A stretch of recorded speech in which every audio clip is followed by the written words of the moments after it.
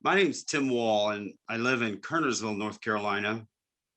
My mom is Peggy Wall, 88 years old, a mom of three adult children, seven grandchildren, two great grandchildren. She moved into long term care in November of 2018. Very active, very involved in her support, her care, very involved in the facility in terms of being supportive. Then the lockdown occurred on about March 10th without notice.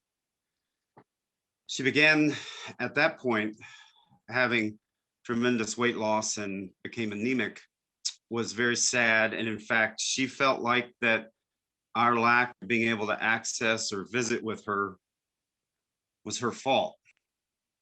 Fast forward to the CMS guidelines in September that stated there would be compassionate care visits allowed in person for four specific criteria. My mom really met three of the four criteria.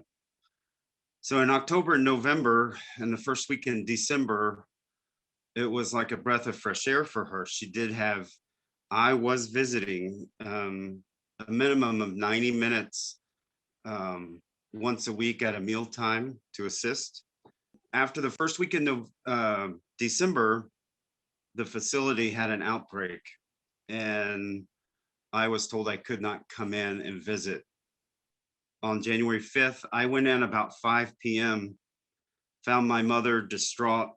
I took her back to her room. They did have her in the hallway, and she was just crying and distraught and upset, which is far from my mom's baseline, but it's always indicative of problems. So I went in the bathroom to wash my hands, and the toilet was full of bloody feces. She was admitted that night at the hospital for internal bleeding. On January 12th, my mom was transferred and admitted to hospice. We had about 20 wonderful days daily together.